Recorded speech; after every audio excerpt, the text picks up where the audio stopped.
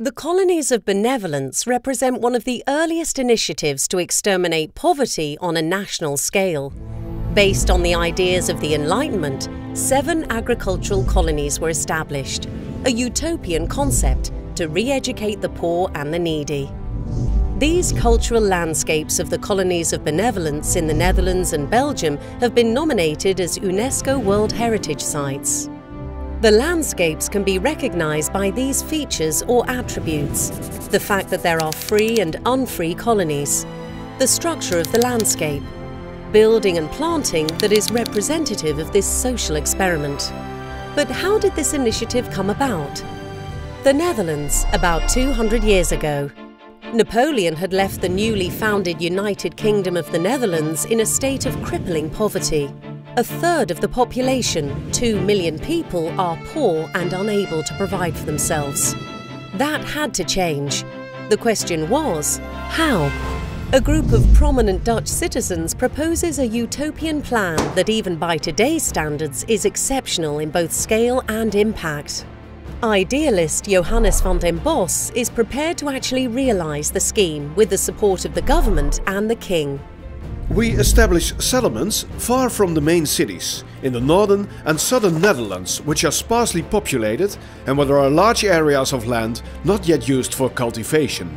From all over the country, we bring the city's poor and needy together there to clear the uncultivated land ready for farming, so that they can grow their own food. The combination of work, discipline, education, healthy country air and religion will do them good and return them to society as better people.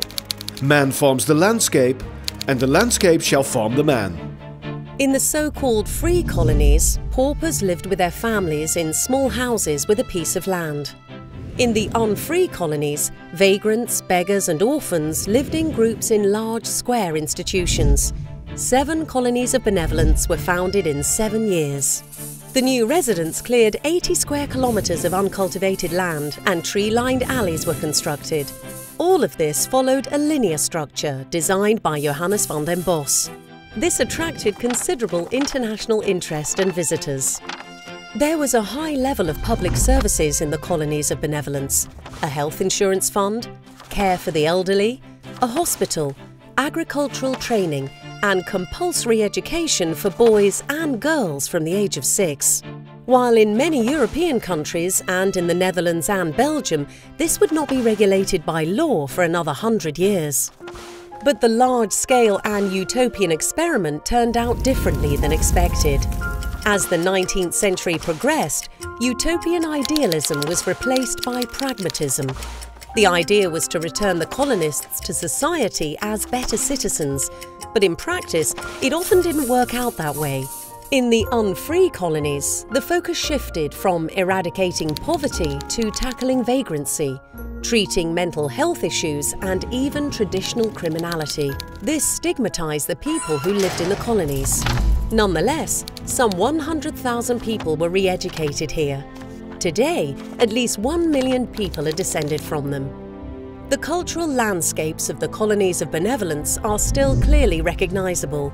The straight tree-lined alleys and the structured landscape, and of course the mottos on the facades of the historic buildings, the majority of which are still standing, some of which have gained new functions.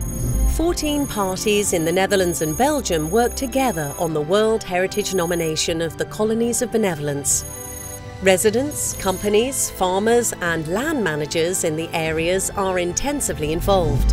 Current European legislation, that of the Netherlands and Belgium, and the policy of the provinces and municipalities aim to conserve the colonies of benevolence. The areas have been given the highest possible level of protection.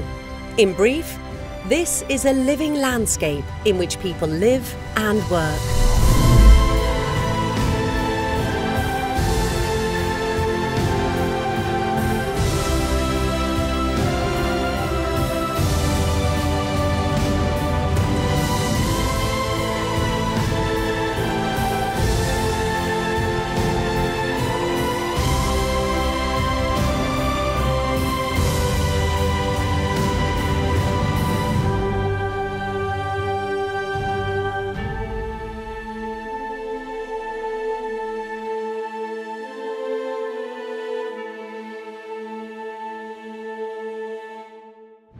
Mumba.